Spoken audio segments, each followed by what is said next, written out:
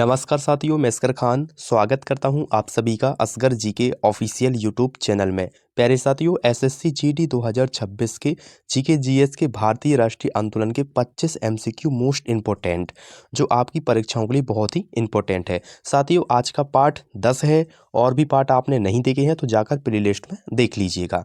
आज का हमारा प्रश्न क्या है, चलिए ध्यान दीजिएगा। आज का हमारा प्रश्न है, क्रिप्स मिशन भारत कब आया निम्नलिखित में से। तो साथियों, क्रिप्स मिशन भारत कब आया था? तो 1942 में आया था। ठीक है, ऑप्शन बी, ऑप्शन सी इसका राइट आंसर हो जाएगा। ठीक है, ऑप्शन सी इसका राइट आंसर हो जाएगा। चलिए, तो क्रिप्स मिशन है जो द्वितीय विश्व युद्ध के समय भारत आया था। ठीक है, कब आया था? द्वितीय विश्व युद्ध के समय भारत आया था। ब्रिटेन को युद्ध में भारत का सहयोग चाहिए था। ठीक है, ब्रिटेन को युद्ध में भारत का सहयोग चाहिए था। यह मिशन 1942 में भेजा गया था। ठीक है, यह मिशन कब भेजा गया था? 1942 में भेजा गया था। साथियों, इसमें तत्काल स्वतंत्रता नहीं दी गई थी। ठीक है, इस मिशन में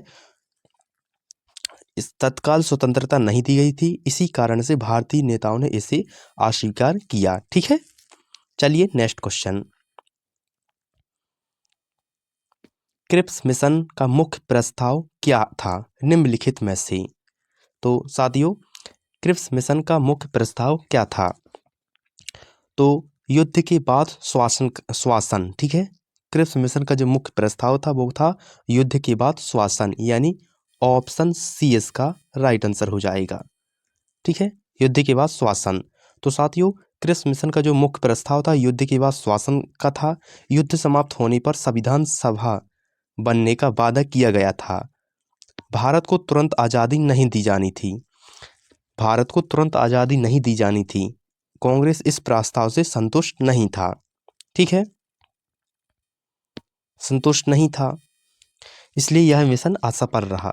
जो क्रिप्स मिशन है यह असफल रहा। ठीक है साथियों, याद रखिएगा, युद्ध के बाद श्वासन था। ठीक है, क्रिप्स मिशन का मुख्य प्रस्ताव। चलिए नेक्स्ट क्वेश्चन। भारत छोड़ो आंदोलन का प्रस्ताव किस अधिवेशन में पारित हुआ था निम्नलिखित में से। तो साथियों, भारत छोड़ो आंदोलन का जो प्रस्ताव है वो किस अधिवेशन में पारित हुआ था? तो बॉम्बे में। ठीक है, बॉम्बे में पारित हुआ था। तो साथियों, भारत छोड़ो आंदोलन का जो प्रस्ताव है अगस्त 1942 में पारित हुआ था। कब हुआ था? अगस्त 1942 में पारित हुआ था। ठीक है, और यह प्रस्ताव बम्बई के ग्वालियर टैंक मैदान में रखा गया था। यहीं से आंदोलन की शुरुआत हुई और गांधी जी ने आंदोलन का नेतृत्व भी किया था। ठीक है, याद रखिएगा साथियों, गांधी जी ने भी आंदोलन की शुरुआत की और नेतृत्व किया। यह आंदोलन यह आंदोलन यह आंदोलन गांधी जी के आंदोलन का नेतृत्व भी किया गया। यह आंदोलन पूरे देश में फैल गया। साथियों, ऑप्शन बी इसका राइट आंसर हो जाएगा। ठीक है, ऑप्शन बी इसका राइट आंसर हो जाएगा। ठीक है, चलिए नेक्स्ट क्वेश्चन। ध्यान दें। तो भारत छोड़ो आंदोलन के समय कांग्रेस अध्यक्ष कौन थे निम्नलिखित में से। तो साथियों, भारत छोड़ो आंदोलन के समय कांग्रेस अध्यक्ष कौन थे? तो साथियों, मौलाना अबुल कलाम आज़ाद थे। कौन थे साथियों? मौलाना अबुल कलाम आज़ाद थे, यानी ऑप्शन सी इसका राइट आंसर हो जाएगा। ऑप्शन सी इसका राइट आंसर हो जाएगा। ठीक है, तो 1942 में कांग्रेस के अध्यक्ष मौलाना अबुल कलाम आज़ाद थे। 1942 में कांग्रेस के अध्यक्ष मौलाना अबुल कलाम आज़ाद थे। ठीक है, याद रखिएगा साथियों, उनके कार्यकाल में भारत छोड़ो आंदोलन हुआ। वे स्वतंत्रता संग्राम के प्रमुख नेता भी थे। ठीक है, यह तथ्य परीक्षा में साथियों बार बार पूछा जाता है, इसलिए याद रखिएगा। और अध्यक्ष और आंदोलन का संबंध महत्वपूर्ण है साथियों, याद रखिएगा। ठीक है, चलिए अगला प्रश्न। करो या मरो का नारा किस आंदोलन से जुड़ा है? करो या मरो का नारा किस आंदोलन से जुड़ा है? तो प्यारे साथियों, भारत छोड़ो आंदोलन से। ठीक है, किससे? भारत छोड़ो आंदोलन से, यानी ऑप्शन सी इसका राइट आंसर हो जाएगा। ठीक है, भारत छोड़ो आंदोलन, करो या मारो का नारा है जो किस आंदोलन से जुड़ा है? भारत छोड़ो आंदोलन से। साथियों, करो या मरो का नारा महात्मा गांधी ने दिया था। किसने दिया था? महात्मा गांधी ने। इंपॉर्टेंट साथियों, ध्यान दीजिएगा, ठीक है। यह नारा भारत छोड़ो आंदोलन से जुड़ा है। इसका अर्थ था पूर्ण संघर्ष या बलिदान। क्या था इसका? पूर्ण संघर्ष या बलिदान। इस नारे से जनता को प्रेरित किया गया था। साथियों, एसएससी में यह नारा आधारित प्रश्न बहुत ज़्यादा पूछे जाते हैं, इसलिए याद रखिएगा, ठीक है। भारत छोड़ो आंदोलन से जुड़ा था करो मरो का नारा, ठीक है। वो किसने दिया था? गांधी जी ने दिया था, याद रखिएगा। चलिए अगला प्रश्न ध्यान दें। बेबेल योजना किस वर्ष आई निम्नलिखित में से? बेबेल योजना किस वर्ष आई निम्नलिखित में से? तो साथियों, बेबेल जो योजना है वो किस वर्ष आई थी? 1945 में आई थी, ठीक है। कब आई थी? 1945 में, यानी कि ऑप्शन बी इसका राइट आंसर हो जाएगा, ठीक है।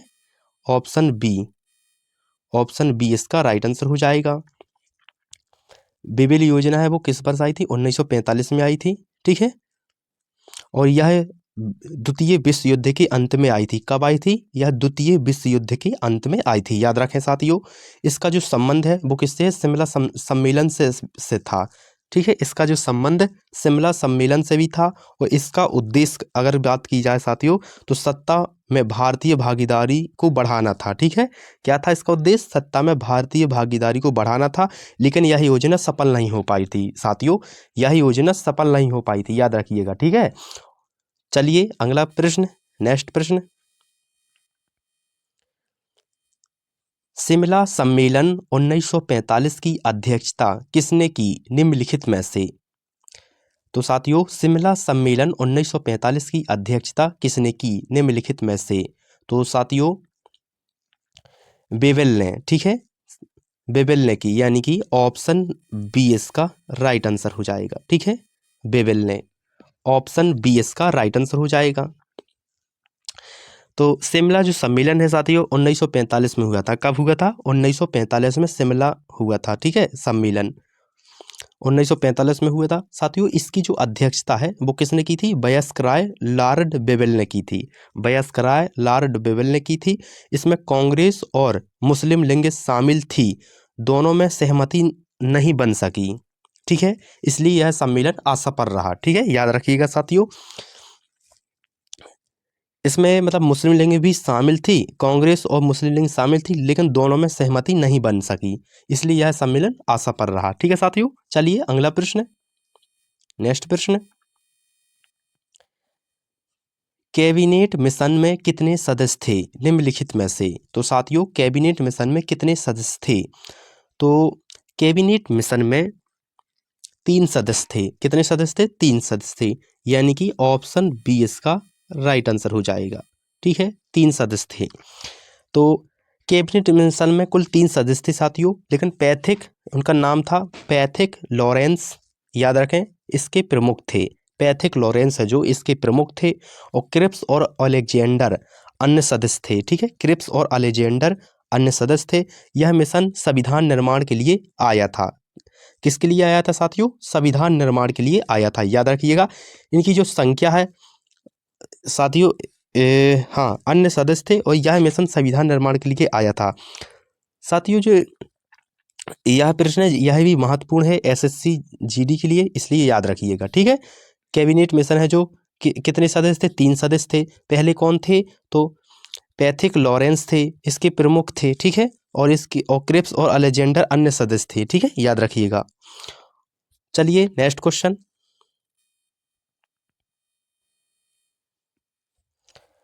कैबिनेट मिशन भारत कब आया निम्नलिखित में से? कैबिनेट मिशन भारत कब आया? तो साथियों, कैबिनेट जो मिशन है वो कब आया था भारत? 1946 में, ठीक है, 1946 में, यानी कि ऑप्शन बी इसका राइट आंसर हो जाएगा।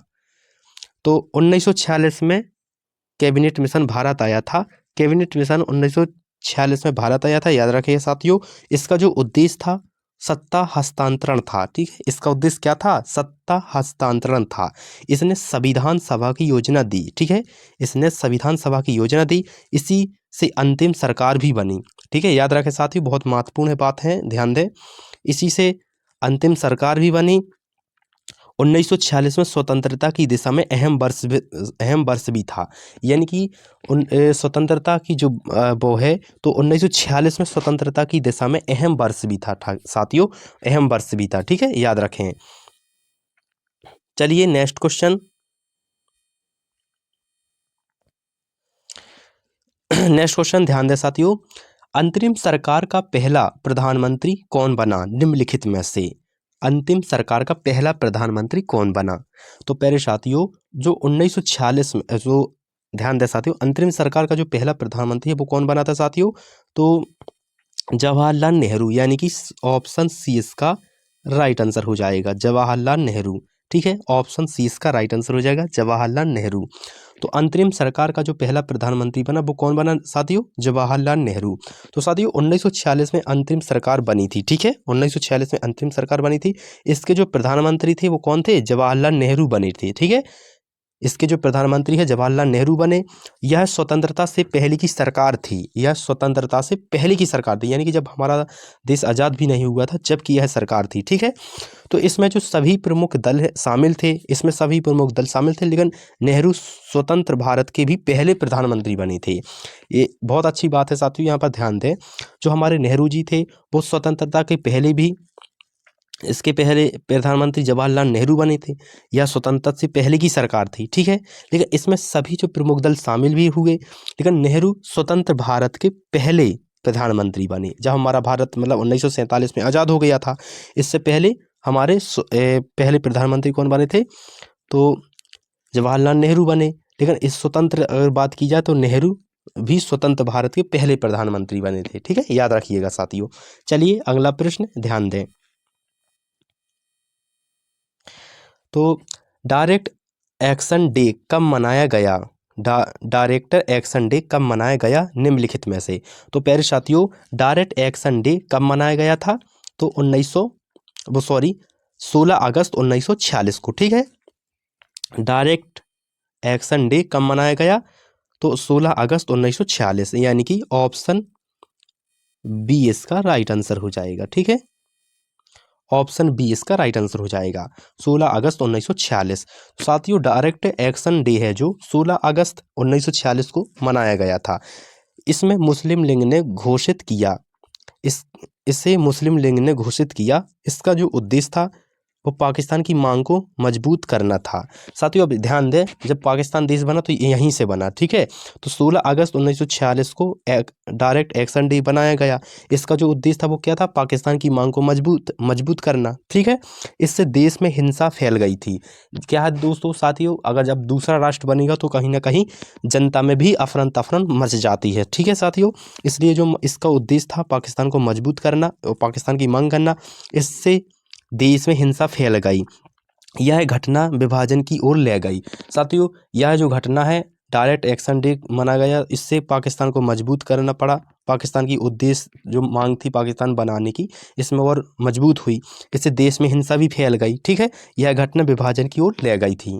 ठीक है, याद रखें साथियों। चलिए नेक्स्ट क्वेश्चन।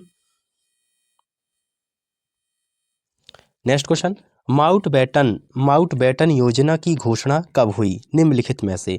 तो पहले साथियों जो माउंटबेटन योजना है उसकी घोषणा कब हुई निम्नलिखित में से? तो साथियों इसकी जो घोषणा हुई थी वो हुई थी 3 जून 1947। ठीक है, ऑप्शन बी इसका राइट आंसर हो जाएगा, 3 जून 1947 को माउंटबेटन योजना की घोषणा हुई थी। ठीक है, ऑप्शन बी इसका राइट आंसर हो जाएगा साथियों। माउंटबेटन योजना 3 जून 1947 को घोषित हुई थी। इसके जो तहत भारत का विभाजन तय हुआ था।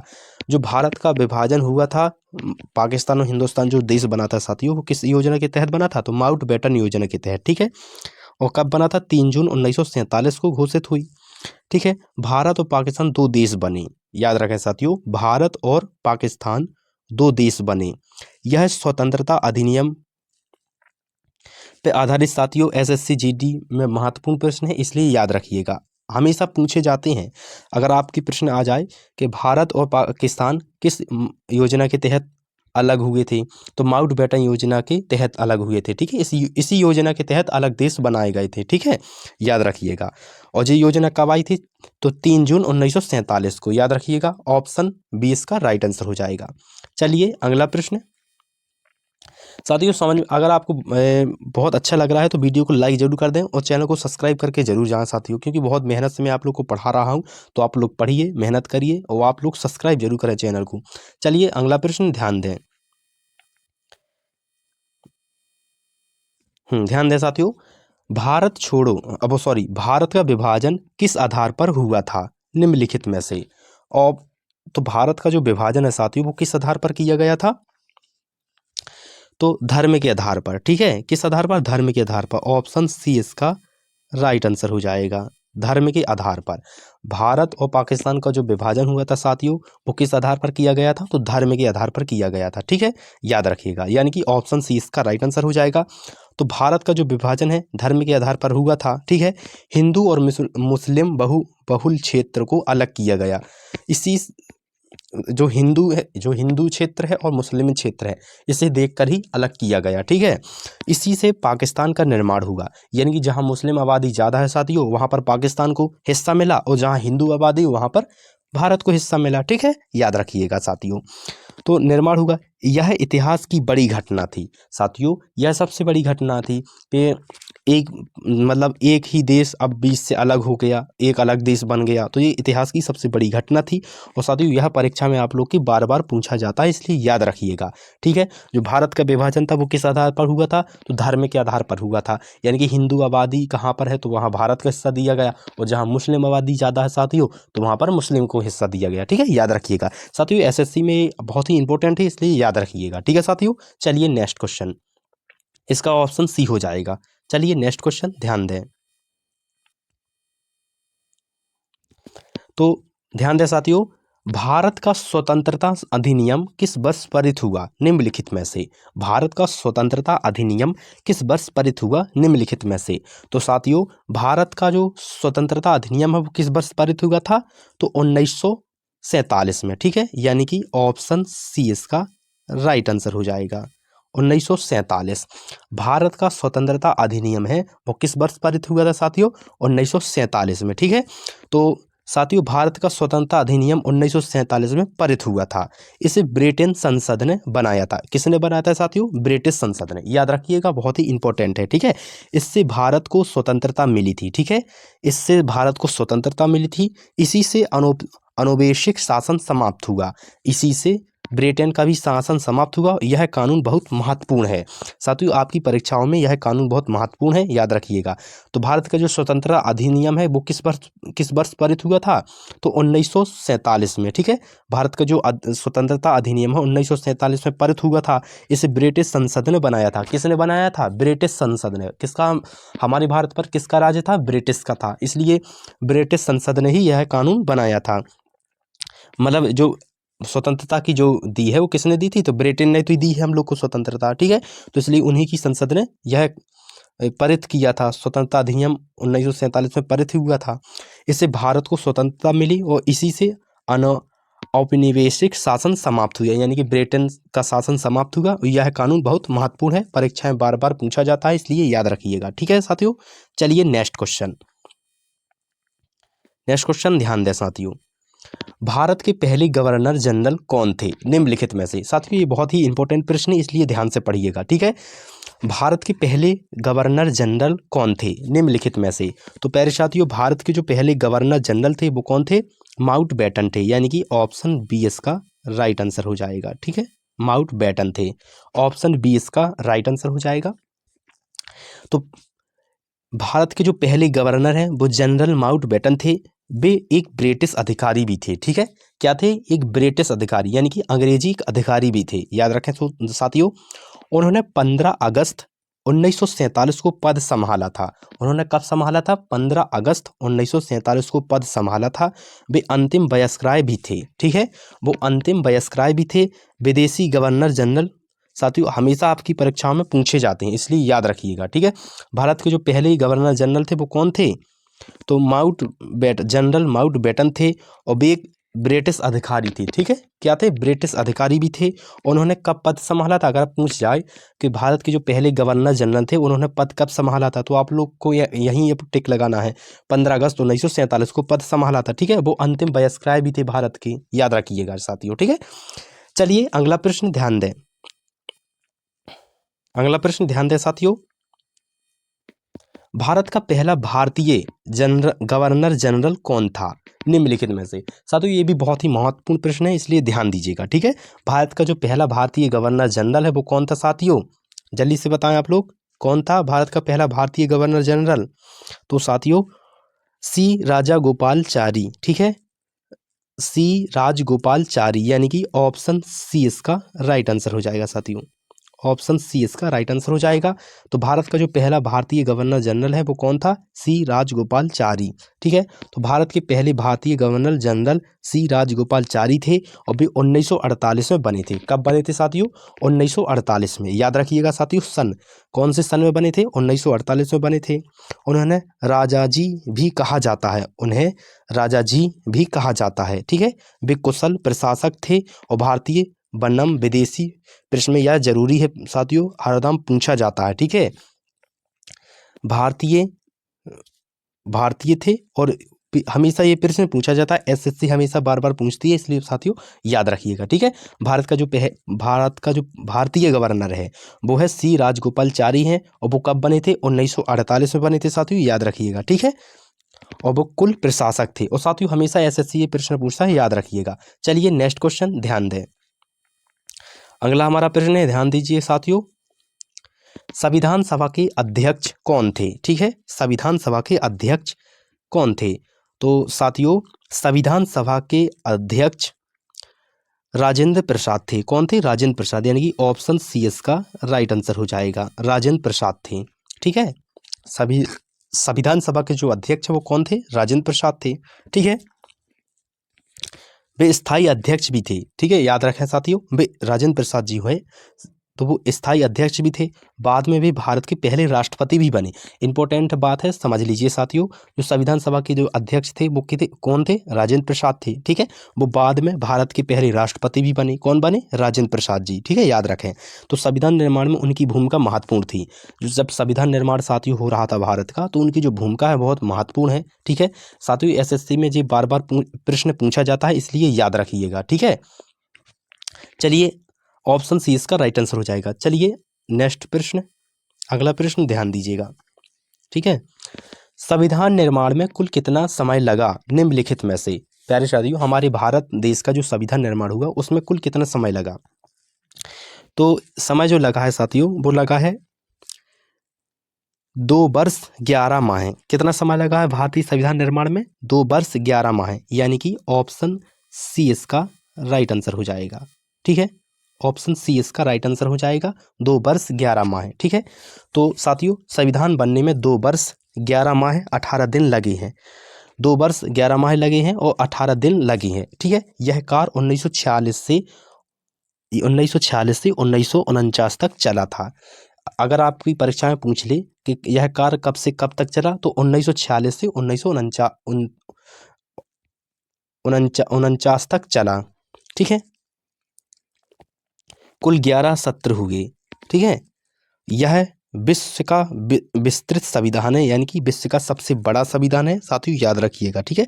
यह समाधि याद रखना जरूरी भी है, आपकी परीक्षा में पूछा जा सकता है, ठीक है। तो यह और पहली बात, भारत का जो संविधान है साथियों वो सबसे बड़ा है, मेन विशेषता तो इसकी यही है कि भारत का सबसे बड़ा संविधान है। और भारत के संविधान निर्माण में कितना समय लगा, तो 2 वर्ष 11 माह 18 दिन लगे थे, ठीक है। अगर समय पूछ ले कि कब से स्टार्ट हुआ संविधान बनना और कब तक खत्म हुआ, तो मतलब कब तक पूर्ण रूप से बन गया था, तो 1946 से संविधान लिखा गया था और कब तक लिखा गया था, 1949 तक, ठीक है। यह भी बहुत इंपॉर्टेंट है, इसलिए याद रखिएगा साथियों। चलिए नेक्स्ट को प्रश्न ध्यान दें, अगला प्रश्न ध्यान दें साथियों, बहुत ही इंपॉर्टेंट प्रश्न है, ध्यान दीजिएगा, ठीक है।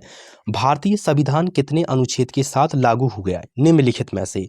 तो साथियों भारतीय संविधान है जो कितने अनुच्छेद के साथ लागू हुआ, तो साथियों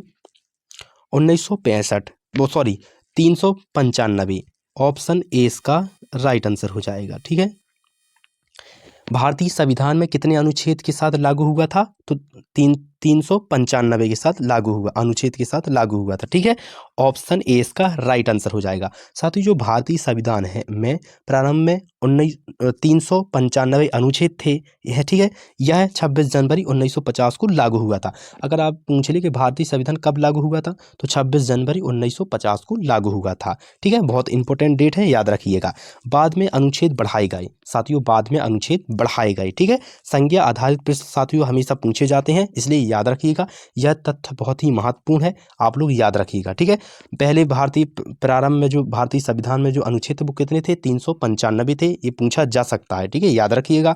यह कब लागू हुआ था संविधान, तो 26 जनवरी 1950 को लागू किया गया था साथियों। ठीक है, बाद में अनुच्छेद बढ़ाए गए थे, याद रखिएगा। ठीक है, यह संख्या आधारित प्रश्न साथियों हमेशा बार बार पूछे जाते हैं SSC GD में, इसलिए याद रखिएगा साथियों। ठीक है, चलिए नेक्स्ट को प्रश्न ध्यान दें। हमारा अगला प्रश्न है, ध्यान दीजिएगा साथियों, भारतीय संविधान की प्रस्तावना किससे प्रेरित है? भारतीय संविधान की प्रस्तावना किससे प्रेरित है निम्नलिखित में से? तो साथियों भारतीय संविधान की जो प्रस्तावना है वो किससे प्रेरित है, तो फ्रांसीसी क्रांति से। ठीक है, फ्रांसीसी क्रांति से प्रेरित है। ठीक है, याद रखिएगा, फ्रांसीसी क्रांति से भारतीय संविधान की प्रस्तावना है वो किससे प्रेरित है, तो फ्रांसीसी क्रांति से, यानी कि ऑप्शन बी इसका राइट आंसर हो जाएगा। साथियों भारतीय संविधान की प्रस्तावना है वो फ्रांसीसी क्रांति से प्रेरित है। इसमें स्वतंत्रता, समानता और बंधु तत्व की भावना है। ठीक है, इसमें स्वतंत्रता, समानता और बंधु तत्व की भावना है। यह लोकतांत्रिक मूल्यों का दर्शाती है, यह लोकतांत्रिक मूल्यों को दर्शाती भी है, और प्रस्तावना संविधान की आत्मा है। ठीक है, याद रखें साथी, बहुत ही इंपॉर्टेंट है, जो प्रस्तावना है वो क्या है, भारतीय संविधान की आत्मा भी कही जाती है, याद रखिएगा साथियों। यह SSC में विचार साथियों, यह SSC में हमेशा प्रश्न पूछा जाता है, इसलिए याद रखिएगा। ठीक है, जो भारतीय संविधान की प्रस्तावना है वो फ्रांसीसी क्रांति से प्रेरित है, और इसमें स्वतंत्रता, समानता और बंधु तत्व की संभावना है। यह लोकतांत्रिक मूल्यों को दर्शाती है। ठीक है, यह प्रस्तावना संविधान की आत्मा भी कही जाती है, यानी कि आत्मा भी है, याद रखिएगा। ठीक है, ऑप्शन बी इसका राइट आंसर हो जाएगा। चलिए नेक्स्ट प्रश्न, नेक्स्ट प्रश्न क्या है, ध्यान दें साथियों, जन गण मन को राष्ट्रगान कब घोषित किया गया था? निम्नलिखित में से जन गण मन को राष्ट्रगान कब घोषित किया गया था? तो प्यारे साथियों, जन गण मन को राष्ट्रगान घोषित जो किया गया था वो किया गया था 24 जनवरी 1950 को। ठीक है, ऑप्शन सी इसका राइट आंसर हो जाएगा। 24 जनवरी 1950 को जन गण मन को राष्ट्रगान घोषित किया गया था। तो साथियों जो जनगण मन को है 24 जनवरी 1950 को राष्ट्रगान घोषित किया गया था, यह संविधान लागू होने से पहले हुआ था, यानी कि संविधान लागू होने से पहले किया गया था जनगण मन को। ठीक है, राष्ट्रगान घोषित किया गया था, याद रखिएगा साथियों, इंपॉर्टेंट प्रश्न है। ठीक है, तो इसे रविन्द्रनाथ टैगोर जी ने लिखा था। अगर आप पूछ दे कि जनगण मन किसने लिखा था, भारतीय राष्ट्रगान, तो किसने लिखा था, रविन्द्रनाथ टैगोर जी ने। ठीक है, रविन्द्रनाथ टैगोर, टैगोर का अर्थ है ठाकुर होता है, लेकिन अंग्रेज जो होते थे, अंग्रेज के समय में जो ठाकुर हुआ करते थे उन लोग को ठाकुर नहीं कहा, मतलब ठाकुर नहीं कह पाते थे, इसलिए वे टैगोर कहते थे अंग्रेज लोग। इसलिए आप लोग कहेंगे टैगोर क्या है, तो टैगोर यानी ठाकुर होता है। ठीक है, तो रविन्द्रनाथ जो ठाकुर थे या टैगोर कह सकते हैं, ठाकुर कह सकते हैं, भारतीय संस्कृति में ठाकुर ही कहते हैं, लेकिन अंग्रेज जो थे उनको ठाकुर नहीं कह पाते थे, इसलिए वो टैगोर कहते थे। तो रविन्द्रनाथ जो टैगोर ने लिखा है, तो राष्ट्रगान और राष्ट्रगीत में अंतर भी पूछा जाता है साथियों, याद रखिएगा, इसलिए महत्वपूर्ण है, याद रखें। ठीक है, तो राष्ट्र जो गीत है बंकिम चंद्र चट्टोपाध्याय जी ने लिखा, और राष्ट्रगान जो लिखा तो रविन्द्रनाथ टैगोर जी ने लिखा। ठीक है, याद रखिएगा, ऑप्शन बी इसका ऑप्शन सी इसका राइट आंसर हो जाएगा। ठीक है, जो जनगण मन है वो कब हुआ था लागू, कब घोषित किया गया था, तो 24 जनवरी 1950 को राष्ट्रगान घोषित किया गया था, और यह संविधान में लागू होने से पहले हुआ था। ठीक है, इसे रविन्द्रनाथ टैगोर ने लिखा था, याद रखिएगा। चलिए अगला प्रश्न ध्यान दें साथियों, अगला प्रश्न क्या, ध्यान दें साथियों। ठीक है, अगला प्रश्न ध्यान दें साथियों, भारतीय राष्ट्रीय आंदोलन का अंतिम चरण किसे कहा जाता है? निम्नलिखित में से भारतीय राष्ट्रीय आंदोलन का अंतिम चरण किसे कहा जाता है? तो साथियों भारतीय राष्ट्रीय आंदोलन का अंतिम चरण है जो भारत छोड़ो आंदोलन को कहा जाता है। ठीक है, यानी कि ऑप्शन सी इसका राइट आंसर हो जाएगा। भारतीय राष्ट्रीय आंदोलन का अंतिम चरण भारत छोड़ो आंदोलन को कहा जाता है, यानी कि ऑप्शन सी इसका राइट आंसर हो जाएगा। ठीक है, यह आंदोलन है जो यह 1942 में शुरू हुआ। ठीक है, भारत छोड़ो आंदोलन कब शुरू हुआ था? 1942 में शुरू हुआ था, याद रखिएगा साथियों। इसके बाद स्वतंत्रता मिली थी। ठीक है, इसी के बाद भारत छोड़ो आंदोलन के बाद ही स्वतंत्रता मिलती भारत को। इसे जन आंदोलन भी कहा जाता है। इस आंदोलन को, भारत छोड़ो आंदोलन को और क्या कहा जाता है? जन आंदोलन भी कहा जाता है। आप ही परीक्षाओं में पूछा जा सकता है साथियों, याद रखिएगा। ठीक है, भारत छोड़ो आंदोलन को और किस नाम से जाना जाता है? तो जन आंदोलन के नाम से भी जाना जाता है या कहा जाता है। ठीक है, ऑप्शन सी इसका राइट आंसर हो जाएगा। चलिए अगला प्रश्न ध्यान दें। अगला प्रश्न ध्यान दें साथियों, इंपॉर्टेंट प्रश्न है, ध्यान दीजिएगा। भारतीय स्वतंत्रता का सबसे बड़ा परिणाम क्या था? भारतीय स्वतंत्रता का सबसे बड़ा परिणाम क्या था? तो साथियों, भारतीय स्वतंत्रता का जो सबसे बड़ा परिणाम था वो था स्वतंत्र भारत का उदय। ठीक है, स्वतंत्र भारत का उदय, यानी कि ऑप्शन सी इसका राइट आंसर हो जाएगा। ठीक है, भारतीय स्वतंत्रता का सबसे बड़ा परिणाम स्वतंत्र भारत का उदय था। अंग्रेजी शासन का अंत हुआ। ठीक है, अंग्रेजी शासन का अंत हुआ। भारत एक संप्रभु राष्ट्र बना, यानी कि भारत एक संप्रभु राष्ट्र बना, या जनता को शासन मिला। और वैचारिक प्रश्नों में यही प्रश्न साथियों एसएससी में पूछा जाता है, इसलिए याद रखिएगा। ठीक है, तो भारतीय स्वतंत्रता का सबसे बड़ा परिणाम क्या था? तो स्वतंत्र भारत का उदय हुआ और अंग्रेजी शासन का अंत हुआ। ठीक है, और भारत एक संप्रभु राष्ट्र बना, मतलब सेम भारत ही सेम अपनी सत्ता संभाला। ठीक है, भारत ने अपनी सत्ता सेम संभाली। ठीक है, और यहाँ की जनता को शासन मिला। याद रखें साथियों, ऑप्शन सी इसका राइट आंसर हो जाएगा। चलिए अगला प्रश्न ध्यान दें साथियों। भारतीय राष्ट्रीय आंदोलन की सबसे बड़ी विशेषता क्या थी निम्नलिखित में से? भारतीय राष्ट्रीय आंदोलन की सबसे बड़ी विशेषता क्या थी निम्नलिखित में से? तो साथियों, भारतीय राष्ट्रीय आंदोलन की सबसे बड़ी विशेषता जन भागीदारी थी, यानी कि ऑप्शन सी इसका राइट आंसर हो जाएगा। जन भागीदारी थी। भारतीय राष्ट्रीय आंदोलन की जो सबसे बड़ी विशेषता वो क्या थी साथियों? जन भागीदारी। ठीक है, किसान, मजदूर, महिला सभी जुड़े थे। ठीक है, भारतीय राष्ट्रीय आंदोलन की सबसे बड़ी जो विशेषता है वो जन भागीदारी है, और किसान, मजदूर, महिला सभी जुड़े थे। यह एक जन आंदोलन बन गया था, इसी से सफलता मिली है। ठीक है, यह जन आंदोलन बन गया था, इसमें किसान, मजदूर, महिला सभी जुड़े हुए थे, इसी से सफलता मिली है साथियों, याद रखिएगा। ऑप्शन सी इसका राइट आंसर हो जाएगा। चलिए अगला प्रश्न ध्यान दें साथियों, लास्ट प्रश्न है, ध्यान दीजिएगा, बहुत ही इंपॉर्टेंट प्रश्न है। ठीक है, भारतीय राष्ट्रीय आंदोलन का सर्वोच्च लक्ष्य क्या है निम्नलिखित में से? भारतीय राष्ट्रीय आंदोलन का सर्वोच्च लक्ष्य क्या है? तो साथियों, भारतीय राष्ट्रीय आंदोलन का जो सर्वोच्च लक्ष्य है वो है पूर्ण स्वतंत्रता, यानी कि ऑप्शन डी इसका राइट आंसर हो जाएगा। ठीक है, ऑप्शन डी इसका राइट आंसर हो जाएगा। भारतीय राष्ट्रीय आंदोलन का जो सर्वोच्च लक्ष्य है वो क्या था? तो पूर्ण स्वतंत्रता था। ठीक है, ऑप्शन डी इसका राइट आंसर हो जाएगा। साथियों, इसे पूर्ण स्वराज भी कहा जाता है। ठीक है, याद रखिएगा, पूर्ण स्वराज भी कहा जाता है। यह 1929 में यह लक्ष्य स्पष्ट हुआ था, और सभी आंदोलन सभी उद्देश्य से हुए। यही आंदोलन की आत्मा भी थी। ठीक है, यही आंदोलन की आत्मा भी थी, याद रखिएगा साथियों। आज की क्लास कैसी लगी कमेंट बॉक्स में जरूर बताइएगा साथियों। आज मैंने समझाने का प्रयास किया है, कमेंट बॉक्स में बताइएगा समझ में आपको आया कि नहीं आया। आज कोई भी आपको डाउट है, कंफ्यूजन है, तो आप लोग कमेंट बॉक्स में जरूर बताइएगा। मिलेंगे अगले पार्ट पर। जब तक लिए आप पढ़ाई करते रहिए, अच्छी तैयारी करते रहिए, और कमेंट बॉक्स में जो भी आपको प्रश्न बने कमेंट बॉक्स में जरूर बताएं। धन्यवाद। वीडियो वॉच करने के लिए धन्यवाद।